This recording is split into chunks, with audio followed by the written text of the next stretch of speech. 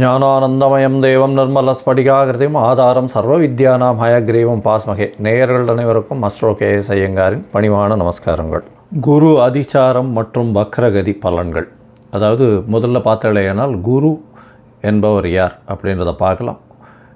இருக்கக்கூடிய கிரகங்களிலேயே அதிசுபர்னு சொல்லக்கூடியவர் குரு. குரு மட்டுமே 100% சுபர் இருக்கக்கூடிய கோள்களிலேயே. அவர் எந்த இடத்தில் இருந்தாலும் சரி, அவர் பார்க்கும் இடமாக இருந்தாலும் சரி, அது மிகைப்படுத்தப்படும், அதிகமாக நல்ல ஒரு சுபத்தை கொடுக்கக்கூடிய காலமாக இருக்கக்கூடும். அதனால தான் குரு அப்படின்னு சொல்ல உடனேவே எல்லாவற்றிற்கும் ஏற்றமான கிரகம் அப்படின்னு சொல்லக்கூடியது. குருவை பற்றி சொல்லுமே. ஆனால் குரு அப்படின்னு சொல்லும் பொழுது குருவிற்கு தன்னுடைய வீடுன்னு சொல்லக்கூடியது தனுசு மற்றும் மீனம். அதாவது காலபுருஷ தத்துவத்தின் 9, 12 2 ராசிகளையும் குருவினுடைய வீடாக சொல்கிறோம். தனுசு 9ஆம் வீடு அப்படின்றது பாக்கியம், தந்தை, இதை குறிக்கக்கூடியது. உங்களுக்கு கிடைக்கக்கூடிய அதிர்ஷ்டங்கள், பண வரவுகள், இது எல்லாத்தையும் குறிக்கக்கூடியது. அதை தவிர வெளிநாடு பிரயாணம், வெளிநாட்டில் உங்களுடைய அதாவது இம்போர்ட் எக்ஸ்போர்ட் பிஸ்னஸ், அந்நிய செலாவணி, முதலீடுகள், அதை தவிர உங்களுடைய சுகமான தூக்கங்கள். 12ஆம் இடம்ன்றது அயனசயன போகஸ்தானம்னு சொல்லக்கூடியது. அந்த மீன ராசியில் அவர் குருவினுடைய ஆட்சி வீடாக இருக்குது. அதனால் சுபர் இருக்கக்கூடிய காலகட்டத்தில், அதாவது மீனராசியில் சுபர் இருந்தால் உங்களுக்கு நல்ல ஒரு 12ஆம் வீடாகவும் இருந்தால் லக்னத்திற்கு நல்ல ஒரு சுபங்கள் நடக்கக்கூடிய, நல்ல ஒரு அதாவது உங்களுடைய சயனஸ்தானம், உங்களுடைய அயனஸ்தானம், சுப செலவுகள், இது எல்லாமே உங்களுக்கு நல்லபடியாக நடக்கும். அதை விட வெளிநாடு வாசங்கள் இருக்கக்கூடிய வாய்ப்புகள் உண்டு. வெளிநாடு போயிட்டு வரக்கூடிய பாக்கியங்கள் நிச்சயமாக கிடைக்கும். சரி, குருவை பற்றி வேறு என்ன சொல்லலாம் அப்படின்னு பார்த்தோம்னா, குரு பற்றி பார்த்தோம்னா குரு தான் இருக்கும் இடத்தை விட பார்க்கும் இடம் மிகவும் அதிகமான சுபத்துவம் நடக்கும் அப்படின்னு சொல்கிறது ஜோதிட சாஸ்திரம். எந்த இடத்தை பார்க்கிறாரோ அந்த இடத்திற்கு உண்டான அதாவது பாவகத்துக்கு உண்டானதையும் காரகத்துக்கு உண்டானதையும் அதிபடுத்தி செய்வார் அப்படின்னு சொல்லக்கூடியது. அதிபடுத்தி செய்வார்னா நல்லபடியாக செய்வார். அதாவது மறைந்த இடங்களை அவர் பார்த்தாலும் நல்ல ஒரு ஏற்றத்தை கூட, அதன் மூலியமாக வரக்கூடிய லாபங்களையும் அதன் மூலியமாக வரக்கூடிய நன்மைகளையும் மட்டுமே அவர் செய்வார். குருவை பொறுத்தவரையிலும் நன்மைகளை மட்டுமே செய்வார். சரி, குருவுக்கு பார்த்தலையானால் எல்லா கிரகங்களுக்கும் சப்தம பார்வைகள் இருக்குது. ஆனால் குருவுக்கு பார்த்தோம்னா அதை விட அதிகமாக 5ஆம் பார்வையும் 9ஆம் பார்வையும் இருக்குது. அதாவது ஸ்பெஷல்னு சொல்லக்கூடியது, அதிகமாக பார்க்கக்கூடிய குருவினுடைய பார்வை 5, 7, 9 அப்படின்னு 3 இடத்துல உழருது. இதன் மூலியமாக நல்ல ஒரு ஏற்றம் கிடைக்கும். 5ஆம் இடம் அப்படின்னு சொன்னோமே. ஆனால் எந்த ஒரு அதாவது ராசிக்கோ எந்த ஒரு லக்னத்திற்கும் பார்த்தாலேயானால் அந்த 5ஆம் இடம்னு சொல்லக்கூடியது பூர்வ புண்ணிய புத்திரஸ்தானம் அப்படின்னு சொல்லக்கூடியது. பூர்வ புண்ணிய புத்திரஸ்தானத்தை குரு பார்த்தால் அந்த குடும்பத்திற்கு மிகப்பெரிய ஏற்றம், குழந்தை பிராப்தி நல்லபடியாக இருக்கும், சந்ததிகள் வளரக்கூடிய வாய்ப்பு உண்டு, புகழ், அந்தஸ்து, கௌரவம் வரும், அதிகமான படிப்புகள் படிக்கக்கூடிய வாய்ப்பு, மேல் படிப்புகள்லாம் படிக்கக்கூடிய வாய்ப்புகள் நிச்சயமாக இருக்கும். சப்தமத்தை குரு பார்க்குறார் அப்படின்னும் பொழுது 7ஆம் இடத்தை குரு பார்க்கும் பொழுது உங்களுக்கு என்ன வரும் அப்படின்னு பார்த்தாலேயானால் திருமணங்கள் நிச்சயிக்கப்படும். நல்ல திருமணங்கள் பெற்றோர்களின் சம்மதத்தின் மூலியமாக நிச்சயமாக நிச்சயிக்கக்கூடிய வாய்ப்புகள் மிகவும் அதிகமாக இருக்கும். அதை தவிர உங்களுடைய பார்ட்னர்ஷிப் கன்சர்ன், அதை தவிர வியாபாரங்கள் நல்லபடியாக பெருகும். ஏன்னா குருவை பொறுத்தவரையிலும் காரகத்துவம்னு சொல்லக்கூடியது, குரு புத்திர காரகன்னு சொல்கிறாங்க. அதை தவிர தன காரகன்னு சொல்கிறாங்க. அதனால் தொழில் முன்னேற்றம் வேணும் அப்படின்னா தொழில் ஸ்தானத்தையும் குரு பார்க்கணும். அதாவது 10ஆம் இடத்துல குரு பார்வை இருந்ததுன்னா பெரிய ஏற்றத்தை கொடுக்கும். அது தவிர 7ஆம் இடத்துல குரு இருந்து 7ஆம் இடத்தை பார்த்தாலோ அது 7ஆம் இடத்தில் இருந்தாலோ கண்டிப்பாக உங்களுக்கு அதாவது கூட்டு தொழிலில் ஒரு பெரிய வெற்றியை கொடுக்கக்கூடிய காலகட்டமாக அமையும். சரி, இந்த குருவுக்கு 9ஆம் பார்வை என்ன செய்யும்? குருவுக்கு 9ஆம் பார்வையின் மூலியமாக பார்த்தோம்னா வெளிநாடு போய் படிக்கக்கூடிய யோகம், வெளிநாட்டிலிருந்து அதீதமாக பணம் சம்பாதிக்கக்கூடிய யோகம், இதெல்லாம் வரக்கூடிய வாய்ப்புகள் மிகமாக உண்டு.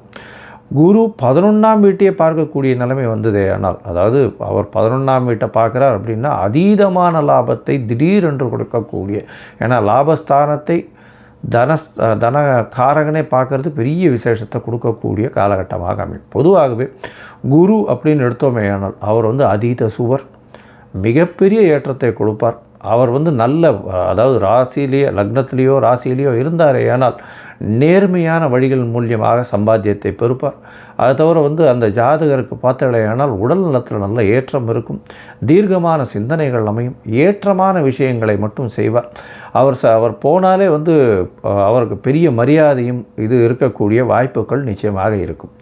சரி, இந்த குரு ஒவ்வொரு ராசிக்கும் என்னென்ன பலன்களை கொடுக்க போகிறார்? இப்போ அதிசாரம்னா என்ன அப்படின்னு பார்த்தீங்கன்னா, அதிகமாக சாரம் என்றால் அதாவது வேகமாக செல்லக்கூடியது என்று அர்த்தம்.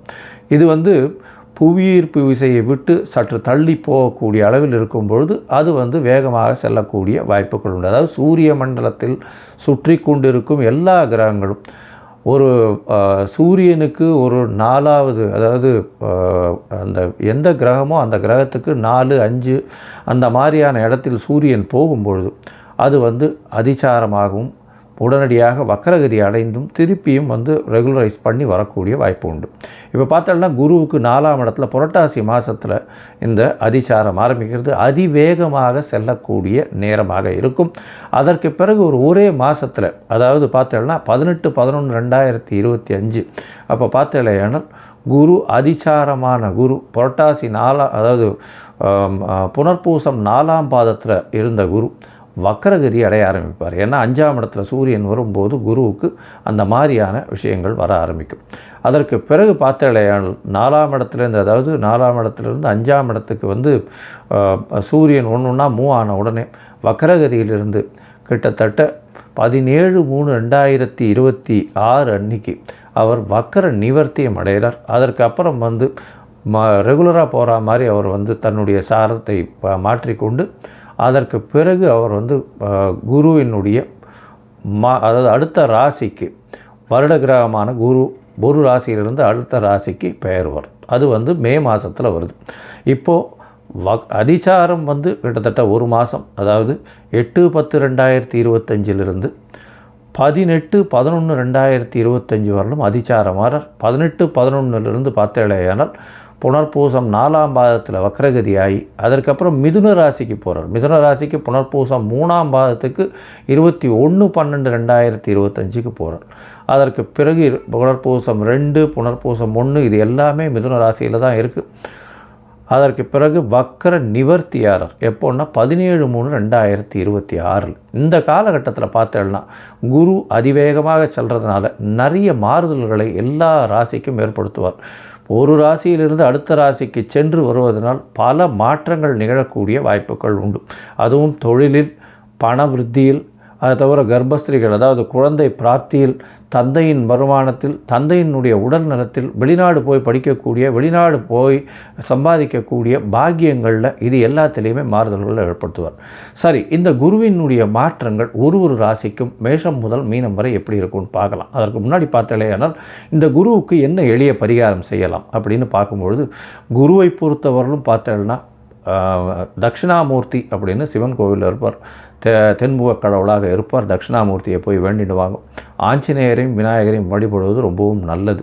அதை தவிர பார்த்தோம்னா தட்சிணாமூர்த்திக்கு வியாழக்கிழமை ஒரு மஞ்சள் துண்டு, எலுமிச்சம்பழம் இல்லைன்னா அவருக்கு வந்து மஞ்சள் வச்சு அர்ச்சனை பண்ணிட்டு வர்றது, மூக்கு கடலை போட்டு அர்ச்சனை பண்ணிட்டு வர்றது, நெய் விட்டு விளக்கு ஏற்றிட்டு வர்றது, இதையெல்லாம் பண்ணிட்டு வரும்போது எளிய பரிகாரமாக இருக்கும். சரி, இந்த குருவிற்கு உண்டான மற்றொரு எளிய முறை அப்படின்னு சொல்ல போனால் குரு காயத்ரி மந்திரம். ஓம் ரிஷபத்வஜாய வித்மஹே கிருணீஹஸ்தாய தீமஹி தன்னோ குரு பிரச்சோதயாத் அப்படின்ற இந்த மந்திரத்தை நீங்கள் வந்து ஒரு நாளைக்கு 3 தடவையாக சொல்கிறதன் மூலியமாக உங்களுக்கு வரக்கூடிய எல்லா பிரச்சனைகளும் நிச்சயமாக தீரும். சரி, இப்போ மேஷம் முதல் மீனம் வரை இந்த குரு அதிசார மற்றும் வக்கர பெயர்ச்சி என்னென்ன மாறுதல்களை தரும்ன்றதை பார்க்கலாம். அதற்கு முன்னாடி என்னுடைய மொபைல் நம்பர் ஸ்க்ராலிங்கில் போயின்னு இருக்கும். உங்களுக்கு அஸ்ட்ராலாஜிக்கல் கன்சல்ட் தேவைப்படுமேயாயின் நீங்கள் எனக்கு ஃபோன் பண்ணுங்க. உங்களுடைய date, time, place of birth, உங்களுடைய பெயர், தாய் தகப்பனார் பெயர் அனுப்புங்க. என்னுடைய கட்டணம் என்னன்னு சொல்கிறேன். அதை அனுப்பிச்சிட்டு அதனுடைய யூடிஆர் நம்பர் ஷேர் பண்ணுங்க. உங்களுடைய பிடிஎஃப் போடுறேன். அதுக்கப்புறம் உங்களுக்கு அப்பாயின்மெண்ட் கொடுத்து உங்களுடன் உரையாடுறேன். சரியா? இப்போது மேஷம் முதல் மீனம் வரை குரு அதிசார வக்கர பயிற்சி பலன்களை பார்க்கலாம். கும்பராசிக்காரர்கள் அவிட்டம், சதயம், பூரட்டாதி இந்த 3 நட்சத்திரம் 9 பாதங்களை கொண்ட ராசியின் அதிபதி அப்படின்னு சொல்லக்கூடியவர் சனி பகவான் வக்கரகதியிலேயே இருக்கார். மென்டல் ஸ்ட்ரெஸ்ஸு கொஞ்சம் அதிகமாகவே இருக்கக்கூடிய காலகட்டமாக அமைய போகிறது. உங்களுடைய ராசிக்கு பார்த்தோன்னா 5ஆம் இடத்தில் இவ்வளவு நாளாக இருக்கக்கூடிய குரு 6ஆம் இடத்துக்கு மறைவு ஸ்தானத்துக்கு போகிறார். அதிசாரம் பெற்று போகக்கூடிய காலகட்டம். பிறகு வக்கரகதியும் அடைகிறார். 8/10/2025 பார்த்தோன்னா உங்களுடைய ராசிக்கு 6ஆம் இடத்துல அதிசாரம் பெற்று 17/11/2025 வரலும் இருக்கார். அதற்கு பிறகு வக்கரகதியாகி 6ஆம் இடத்துலையே கடகத்தில் இருக்கார். 21/12/2025 வரும். இந்த காலகட்டத்தில் பார்த்தோம்னா உங்களுக்கு புதிய கடன் அமையக்கூடிய வாய்ப்புகள் உண்டு. மென்டல் ஸ்ட்ரெஸ்ஸு, மன அழுத்தம் கொஞ்சம் அதிகமாகவே இருக்கும். ஏன்னா இவ்வளோ நாளாக குரு பார்வை இருந்ததுனால மன அழுத்தம் இல்லாமல் இருந்தது. ராசியிலேயே சனி இருக்கிறதுனால மன அழுத்தம் இருக்கும். டிப்ரெஷன் மைண்டு இருக்கக்கூடிய வாய்ப்புகள் உண்டு. அதோடு உங்களுடைய ராசியிலிருந்து பார்த்தீங்களேனால் 10ஆம் இடம், 12ஆம் இடம், 2ஆம் இடம் இந்த 3 இடத்தையும் குரு பார்க்குறார். 6ஆம் இடத்தில் இருக்கக்கூடிய குரு பகவான் எந்த ஒரு பிரச்சனையாக இருந்தாலும் பேசி தீர்க்கக்கூடிய அளவிற்கு கொண்டு போய் கோர்ட்டு வழக்கு அது எல்லாமே சுமூகமாக முடியக்கூடிய வாய்ப்புகளை நிச்சயமாக கொடுப்பார். அது தவிர தொழிலில் பார்த்தாலேயானால் மாறுதல்கள் வரக்கூடிய வாய்ப்புகள் உண்டு. தொழில் மூலியமாக வெளிநாடு வெளியூர் போகக்கூடிய பாக்கியத்தை நிச்சயமாக கொடுப்பார். அது தவிர உங்களுடைய ராசிக்கு பார்த்தீங்கன்னா செய்யக்கூடிய வேலையில் மாற்றங்கள் வரும். மாற்றங்கள் வரும்பொழுது பார்த்தீங்கன்னா ஏற்றமாக இருக்கும். அதை தவிர செய்யக்கூடிய வேலையில் மாற்றங்கள் இருக்கும்பொழுது அது உங்களுக்கு ஒரு பெரிய ஃபினான்ஷியல் அட்வான்டேஜை கொடுக்கக்கூடிய வாய்ப்பு. அதாவது இங்கே இவ்வளவு நாளாக பைசா வாங்கிட்டு இருந்ததை விட அதிகமாக வாங்கக்கூடிய வாய்ப்பு. உங்களுக்கு ப்ரமோஷன் வரக்கூடிய வாய்ப்புகள் நிச்சயமாக உண்டு. உங்களுடைய ராசிக்கு 12ஆம் இடத்தை பார்க்கும்பொழுது குரு பகவான் பெரிய ஏற்றத்தை கொடுக்க போகிறார். சுப செலவுகளை கொடுக்கக்கூடிய காலகட்டமாக அமைய போகிறது. அதை தவிர பார்த்தோம்னா எடுத்த காரியங்கள் நல்லபடியாக முடியும்.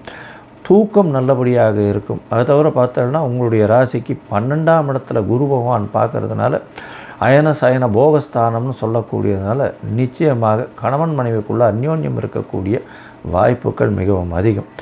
பணவரவிற்கு பஞ்சம் இருக்காது. 2ஆம் இடத்தையும் பார்க்குறார். தனஸ்தானாதிபதி தனஸ்தான அதிபதியும் குருவே, தனகாரகனும் அவரே தன் வீட்டை பார்க்குறார். நல்ல ஒரு ஏற்றம் கிடைக்கும். பணவரவுக்கு பிரச்சனையே இருக்காது. எப்போவுமே பணம் வந்துட்டே இருக்கக்கூடிய காலகட்டமாக அமையும். பேச்சில் ஒரு நல்ல நளினம் தெரியும். பேச்சின் மூலியமாக அடுத்தவர்களை வெற்றி கொள்ளக்கூடிய வாய்ப்புகள் உண்டு. அதன் மூலியமாக தவிர குடும்பத்தில் நல்ல ஒரு ஏற்றம் இருக்கக்கூடிய பாக்கியங்கள் நிச்சயமாக உண்டு.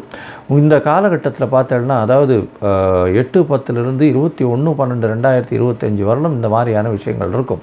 அதற்கு பிறகு திருப்பியும் வக்கரகதியிலேயே அவர் 5ஆம் இடத்துக்கு போகிறார். 5ஆம் இடத்துல வக்கரகதியில் போனால் எப்படி இருக்கும் சார் அப்படின்னா புகழ் அந்தஸ்துக்கு சற்று கலங்கம் வரக்கூடிய வாய்ப்புகள் உண்டு. படிக்கக்கூடிய மாணவர்களுக்கு சற்று பின்னடைவு இருக்கக்கூடிய வாய்ப்புகள் நிச்சயமாக இருக்கும். உங்களுடைய ராசிக்கு பார்த்தோம்னா 9ஆம் இடத்தை பார்க்குறார், 11ஆம் இடத்தை பார்க்குறார். உங்களுடைய ராசியும் பார்க்கக்கூடிய வாய்ப்புகளை கொடுக்குறார். இதன் மூலியமாக வெளிநாடு போய் படிக்கணும்னு பார்த்தோம்னா எந்த ஒரு யூனிவர்சிட்டி ட்ரை பண்ணுறாலோ அந்த இது கிடைக்காம அதுக்கு அடுத்த ரேங்கிங்கோ கிடைக்கக்கூடிய வாய்ப்புகள் நிச்சயமாக உண்டு. உங்களுடைய ராசிக்கு 11ஆம் இடத்தை குரு பார்க்கறதுனால உங்களுடைய மூத்த சகோதரர்கள் மூலியமாக ஆதாயம் வரும். மூத்த சகோதரர்கள் கூட இவ்வளோ நாள் லிட்டிகேஷன் ஏதாவது இருந்ததே ஆனால் அதாவது பண பரிவர்த்தனையில் நிச்சயமாக அது நல்லபடியாக தீரக்கூடிய வாய்ப்புகள், அது உங்களுக்கு சாதகமாக முடியும். அது ஒரு பெரிய ஏற்றத்தை கொடுக்கக்கூடிய காலம். உடல் நலத்தில் நிச்சயமாக ஏற்றம் இருக்கும். ஏன்னா சனி வக்கரம் 17ஆம் தேதி முடிஞ்சுடுறது. 17/11/2025 முடிஞ்சுடுறது. அதனால் குரு வக்கரமாக இருந்து சனியை பார்த்தாலும் நிச்சயமாக உடல் நலத்தில் கொஞ்சம் ஏற்றம் இருக்கக்கூடிய காலகட்டமாக அமைய போகிறது. எடுத்த காரியங்கள் அனைத்தும் நிறைவேறக்கூடிய வாய்ப்பு, தீர்க்கமான சிந்தனை, எடுத்த முடிவுகளில் நிச்சயமான வெற்றி இருக்கக்கூடிய வாய்ப்புகள் உண்டு. உங்களுடைய ராசிக்கு பார்த்தலையானால் அதாவது மொத்தத்தில் பார்க்கும்பொழுது இந்த கும்பராசிக்காரர்களுக்கு பெரிய ஏற்றமான காலம். முதல்ல ஒரு 2 மாதம் பார்த்தலையானால் புதிய கடன் அமையக்கூடிய வாய்ப்பு, பிரச்சனைகள் எதுவாக இருந்தாலும் வெளியில் பேசி தீர்த்து கொள்ளக்கூடிய வாய்ப்பு, பேச்சில் நல்ல ஒரு நளினம் இருக்கும். பேச்சின் மூலியமாக எல்லாவற்றையும் வெற்றி கொள்ளக்கூடிய வாய்ப்புகள் உண்டு. 12ஆம் இடத்தை குரு பார்க்கறதுனால நல்ல ஒரு ஏற்றம் கிடைக்கும்.